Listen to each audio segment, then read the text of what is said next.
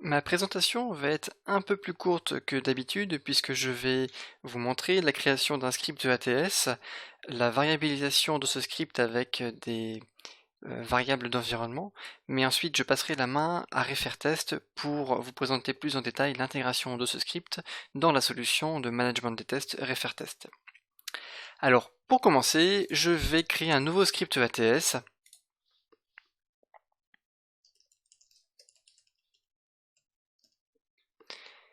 Et dans ce script, je vous propose un petit scénario très simple qui consiste à aller sur le site d'un e-commerce, à faire des recherches dans le moteur de recherche et s'assurer que le produit cherché est effectivement trouvé. Ce script est simple, mais je vais utiliser la variabilisation du script à l'aide de variables d'environnement, et donc l'un dans l'autre, il y a quand même des choses à vous montrer. Je commence par démarrer un canal de navigateur Chrome, et puis je navigue à une URL dans le navigateur. Maintenant, je vais exécuter ces deux actions et puis ajouter la suite en mode édition, exécution.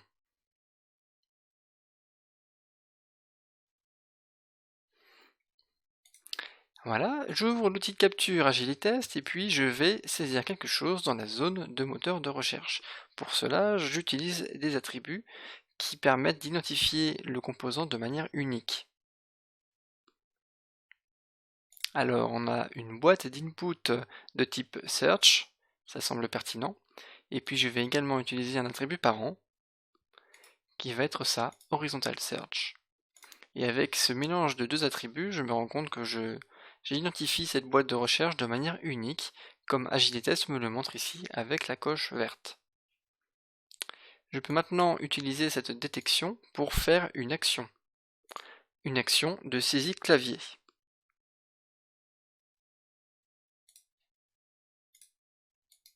Je vais ici saisir l'intitulé d'un produit. Voilà, j'exécute mon action, qui se fait.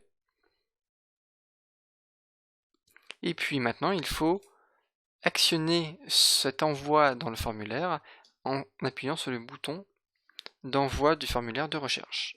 Donc pour ça, j'utilise l'attribut, la balise HTML button, et puis je vais compléter ma détection avec un attribut parent. Et l'un dans l'autre, je constate qu'il n'y en a qu'un. Il n'y a qu'un élément div dans lequel on trouve un bouton avec les classes ici cochées, donc c'est parfait. J'exécute cette action. Et puis maintenant, je vais faire en sorte de capturer le premier titre de produit qui s'affiche sur la page. Je ne m'occupe pas des autres, je veux juste le premier, et je veux m'assurer que ce que j'ai recherché coïncide effectivement avec le premier titre de produit de la page. Donc je survole ce qui m'intéresse, j'essaye de voir s'il n'y a pas un sous-élément plus profond dans la page, je prends vraiment l'élément qui est le plus profond dans la page, j'appuie sur la touche CTRL de mon clavier, et je vais cocher maintenant des propriétés qui me permettent de capturer le premier titre de la page. Alors je vais m'arrêter sur le lien A, ça m'intéresse. Pour le moment je sélectionne ça, mais vous allez voir par la suite je vais retoucher cette règle de détection. Je passe à un élément parent. Alors, ici j'ai un élément parent qui va m'intéresser. Et puis ici, les balises UL, LI, UL c'est l'énumération des produits les uns derrière les autres. Ça peut également se référer à une liste à puces, mais ici c'est vraiment l'énumération des produits de la page produit. Et la balise LI, c'est chaque élément de cette énumération. Vous voyez les cadres de la page qui changent lorsque je survole ces éléments. Donc ça va m'intéresser.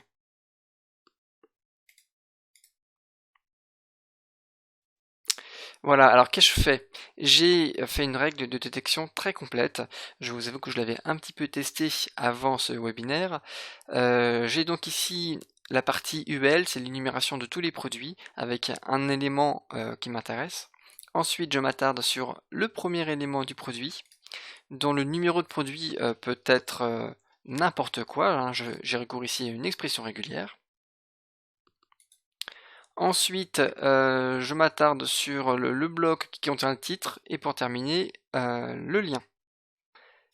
Et si je fais l'outil statistique, je vois que les éléments sont trouvés, tous de manière unique avec une coche verte, à l'exception de LI où il y en a 48.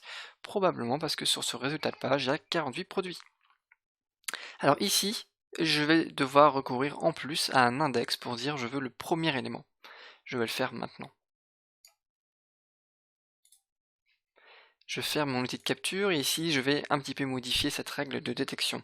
Alors ici, je veux capturer le titre du produit, donc pas besoin de mettre un attribut dans la balise A. Je supprime ça. Et puis ici, des balises LI, il y en a plusieurs, et moi je veux la première, alors j'utilise un index comme ceci. Maintenant que j'ai fait une modification de cette règle de détection, je peux la vérifier. Et ici, AgiliTest numérote le ou les objets qui correspondent à cette règle de détection. Et ici, j'ai un seul objet, donc c'est parfait. Et je peux maintenant exécuter cette action. C'est donc la propriété texte de la balise A, dont les parents sont ici présents, qui est mise dans la variable propertyVar, que voici. Dernière étape de ce test, je vais faire une vérification. Je vérifie que ce que j'ai saisi dans ma zone de recherche est égal à ce que je trouve dans les résultats de recherche. Donc vérification de valeur. Je vais vérifier que la première saisie clavier qui était donc ici est égale à la variable propertyVar.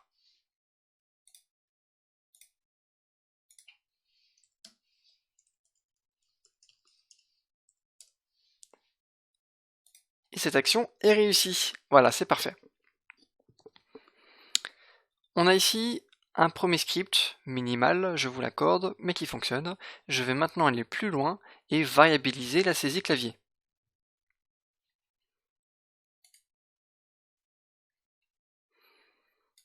Alors, je vais ici intégrer des variables d'environnement qui vont me permettre de changer la saisie clavier du nom du produit, non pas à l'intérieur du code ATS, mais en tant que paramètre d'exécution de ce test. Donc pour faire ça, je vais recourir à une variable d'environnement qui s'appelle product name, et dans le cas de figure où je ne fournis pas de variable d'environnement à mon test ATS, je vais quand même spécifier une valeur par défaut qui est là. Donc lorsque la variable d'environnement est fournie, on va l'utiliser, et lorsqu'elle n'est pas fournie, on utilisera cette chaîne de caractères par défaut. Voilà, et puis ici, il en est de même. Je vérifie que la variable d'environnement est égale à la variable propertyVar. Là, c'est déjà un petit peu plus complet. On a un test simple, mais qui peut être variabilisé au moment de l'exécution. Alors, justement, l'exécution. Je vais me rendre ici dans le menu qui permet de gérer les exécutions TestNG dans mon projet ATS. Les variables d'exécution peuvent être configurées ici. Je peux déterminer une variable qui est valable lors de l'exécution du test, qui correspond à product name. Si je fais ça dans ce menu AgiliTest, ce qui va se passer, c'est que le fichier XML qui permet de configurer une exécution va contenir effectivement le contenu de ma variable d'environnement. Ça, c'est une possibilité pour variabiliser les scénarios ATS lors de l'exécution. Il existe aussi une autre possibilité qui consiste à passer en paramètres de ligne de commande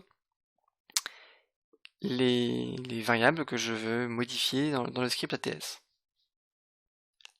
Alors, ceci étant dit, je vous propose de faire maintenant une variante et de passer à du data-driven testing, c'est-à-dire d'obtenir le nom de ces produits grâce à un fichier CSV ou un fichier JSON. Alors, je vais créer un nouveau script qui s'appelle Data Driven Testing Main. Un autre à nouveau qui va s'appeler cette fois Data Driven Testing Iter comme itération. Donc le main, qu'est-ce qu'il va faire? C'est le script principal. Il va ouvrir un canal, aller à une URL navigateur. Alors, c'est l'occasion pour moi de vous montrer le copier-coller. Très pratique. Voilà.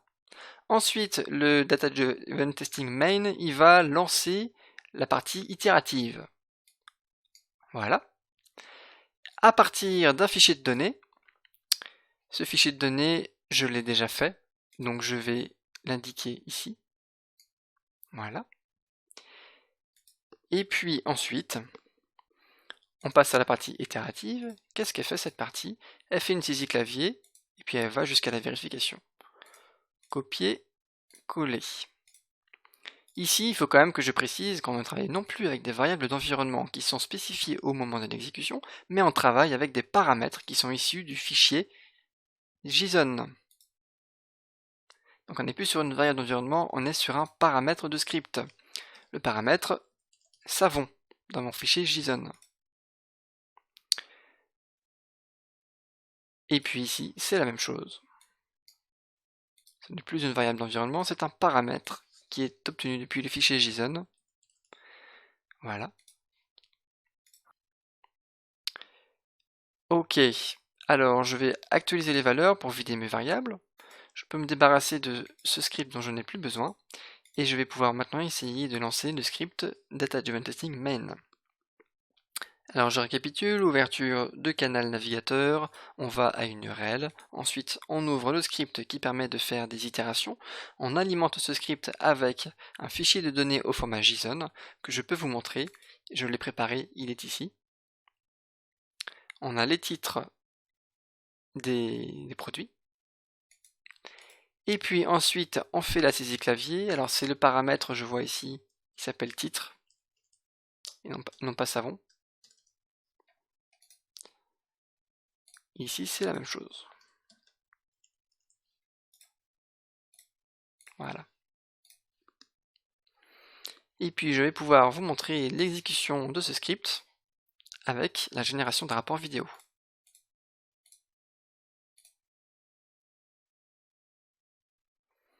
Et puis, vous constatez en bas à droite de l'écran, pour chaque itération, la variable retenue est précisée, ainsi que le nombre d'itérations à venir.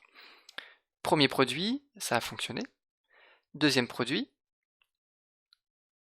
le test a fonctionné également. Donc là, vous voyez que le fichier JSON a été utilisé pour itérer sur deux produits différents qui ont été spécifiés. Et si je modifie le fichier de données, le test va se compléter automatiquement et respecter chaque ligne de ce fichier. Bien. Alors, je vous ai montré la création d'un scénario de test. Je vous ai montré comment on pouvait paramétrer ce scénario avec des variables d'environnement.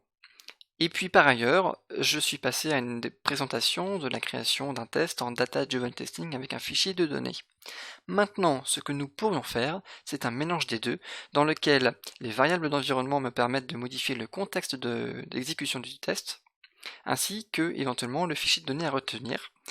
Et ensuite, le fichier de données servira à varier les données d'entrée du test.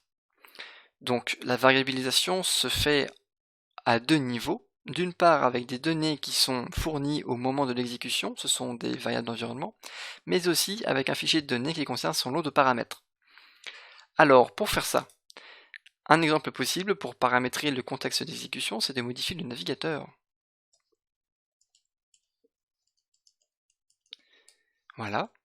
Donc, le navigateur qui va être lancé pour ce test, ça peut être Chrome, Internet Explorer, Edge, MS Edge qui est basé sur Chromium, Firefox, Opera, et donc tout ça va être défini dans la variable d'environnement browser, et par défaut, s'il n'y en a pas, si la variable d'environnement n'est pas définie, on utilise le navigateur Chrome. Donc là on est sur un niveau de variabilisation qui est intéressant, puisqu'on change le contexte d'exécution.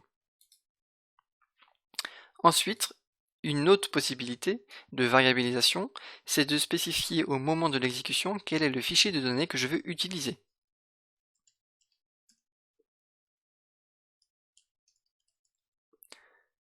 Donc là, c'est un chemin de fichier qu'on utilise. Dans src-json, qui est une variable d'environnement, je peux mettre un chemin de fichier, et si je ne fournis pas de variable d'environnement à ce sujet, c'est cette valeur-là par défaut qui va être utilisée. Donc là, on est sur un double niveau de variabilisation. Et pour vous montrer la possibilité, par exemple, qu'on pourrait faire, c'est au moment de l'exécution, on pourrait spécifier d'itérer sur cette liste de produits ou sur celle-ci. Et il suffit de modifier une seule chose, c'est la variable d'environnement qui correspond à ça. Bien, maintenant, je vais passer la main aux équipes de Refairtest pour vous présenter plus en détail l'intégration de AgiliTest avec leurs solutions.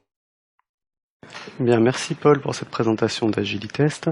Nous allons maintenant voir comment connecter et lancer les tests depuis Refairtest. Donc, pour cela, nous allons passer par Jenkins. Donc, la première étape va être de créer un job dans Jenkins. On crée un nouveau job webinar. J'ai au préalable déposé le code des scripts de test sur un serveur Git. Donc, nous allons connecter au serveur afin de pouvoir récupérer le code des tests. Voilà. Et nous allons créer une commande d'exécution des tests.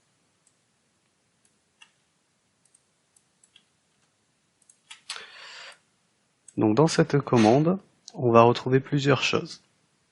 Donc la première partie, notamment, qui va nous intéresser, celle-ci qui est une commande Java qui va permettre d'invoquer testng en donnant un script à exécuter qui va être ici, qui va correspondre à notre cas de test, et ici un paramètre. Donc ce sera deux données que nous allons donner depuis Refairtest.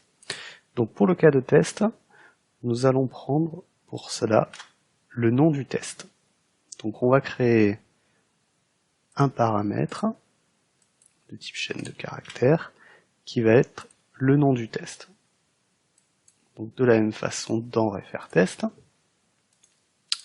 je vais créer mon test plan avec le nom du cas de test qu'on va vouloir exécuter. Et je le passe en automatique. OK. Le deuxième paramètre que l'on retrouve ici, c'est donc le product name qui a été variabilisé dans les scripts ATS. De la même façon, on va devoir créer une variable afin de passer le paramètre depuis Refairtest à Jenkins.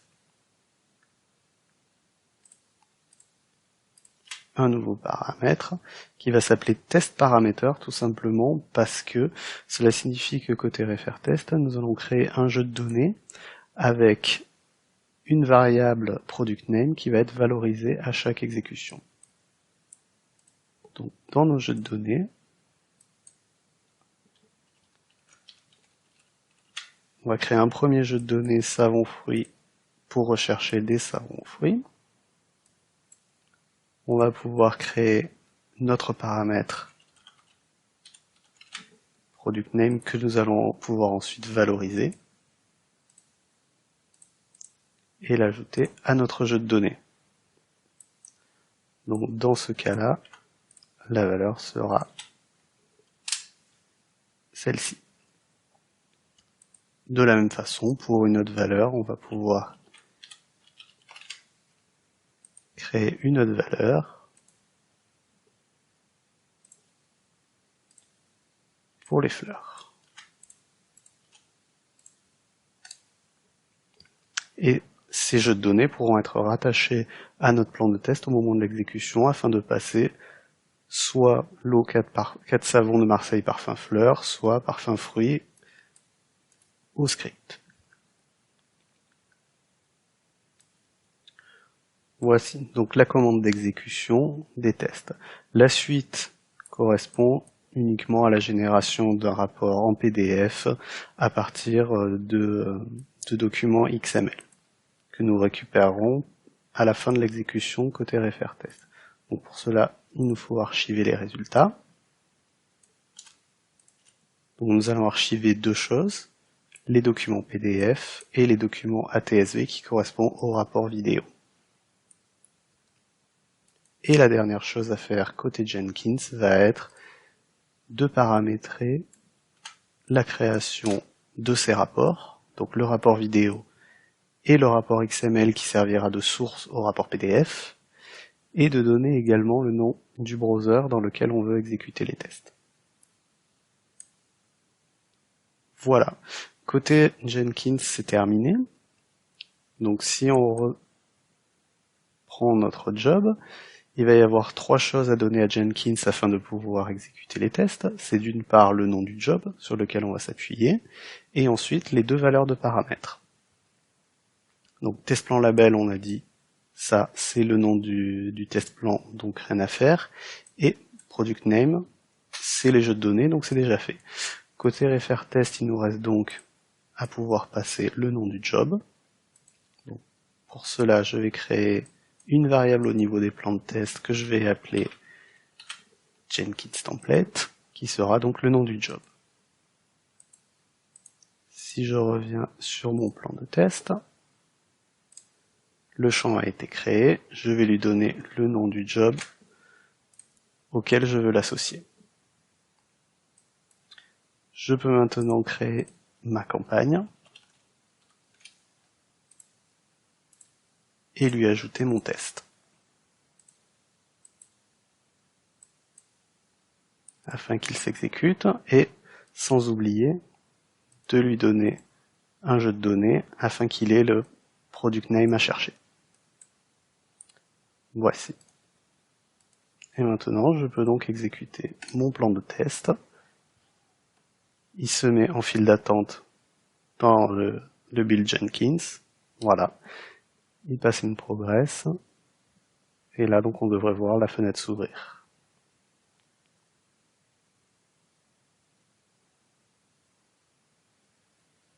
Là, voilà. Donc là, on va voir passer les actions qui ont été enregistrées dans le script ATS.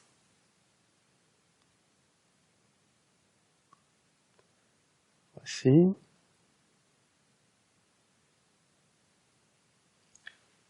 La recherche, donc, qui était bien parfum fleur.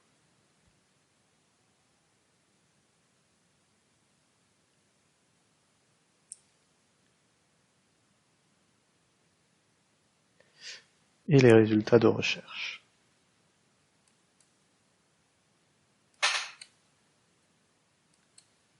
Ah. Voilà. Maintenant que c'est terminé, je peux récupérer l'état et je vois que c'est OK. De la même façon, je peux remettre une deuxième instance de mon test, lui affecter mon second jeu de données au fruit, et si j'exécute, on va voir que cette fois, il va nous chercher les savons aux fruits. Donc de la même façon, il est mis en file d'attente avant de passer à l'exécution dans Jenkins.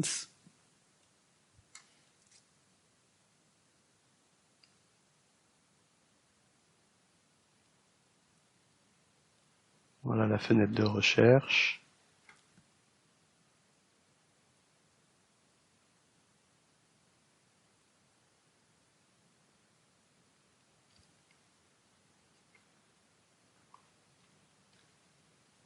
Et on voit bien que cette fois, il recherche des savons aux fruits.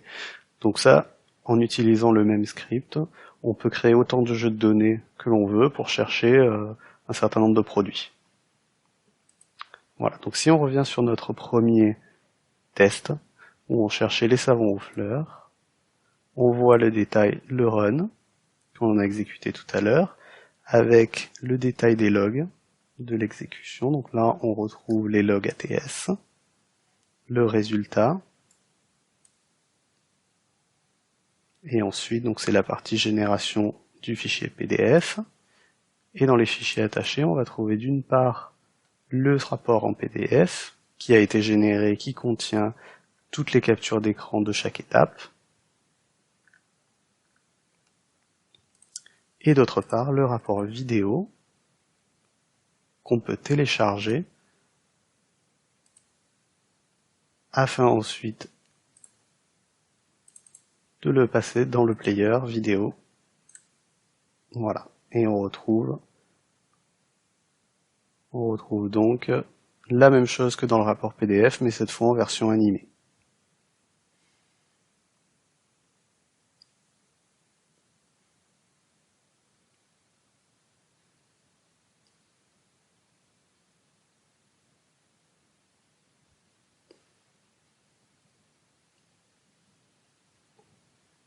Voilà.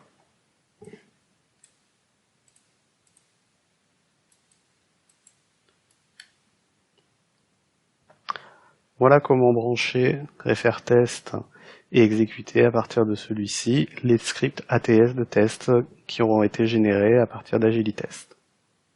Nous allons maintenant voir comment exploiter ces résultats, notamment pour consolider nos données. Donc la première chose à faire, ça va être de rattacher cette campagne à un numéro de version. Donc là, nous allons prendre la version 1.0 et d'aller créer une exigence. Une exigence avec sa description. Donc une description toute simple, permettra à l'utilisateur de rechercher un produit.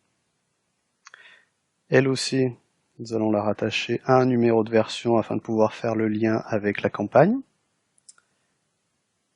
et lui rattacher un test qui couvre cette exigence. Donc en particulier notre test product 2 que nous avons exécuté via Jenkins. Voilà, on récupère bien donc son dernier état d'exécution, il était OK. Notre exigence, elle, a sa couverture qui passe à OK. Et donc on voit bien que au niveau de la couverture, on a deux tests, donc en fait c'est deux fois le même test, c'est deux instances du test qui sont OK. Et la campagne qui elle aussi est OK. Donc pour aller plus loin, on peut également aller créer un autre test plan, donc cette fois manuel par exemple, qui va comprendre, on va mettre une seule étape toute simple.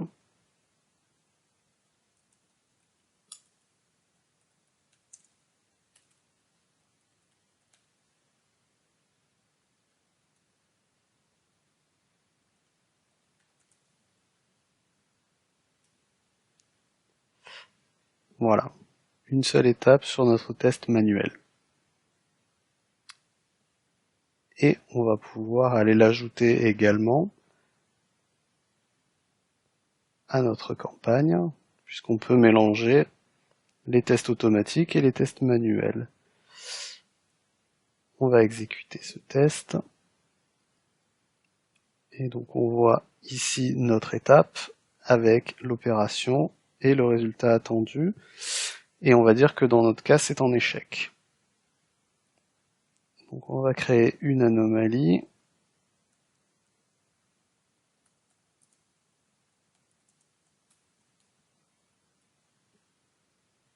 En disant qu'une erreur s'affiche, on voit qu'elle a déjà commencé à récupérer les valeurs, donc notamment la version de détection.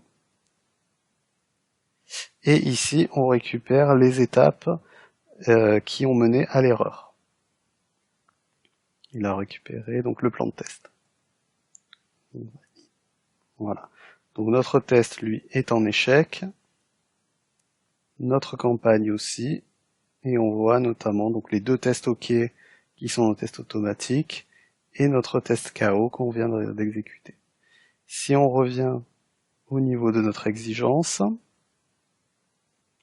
alors elle pour le moment est à OK parce qu'on n'a pas encore rattaché à ce test-là. Et si on vient rattacher notre test, donc on remarque que lui aussi est KO. La couverture de l'exigence passe à KO elle aussi.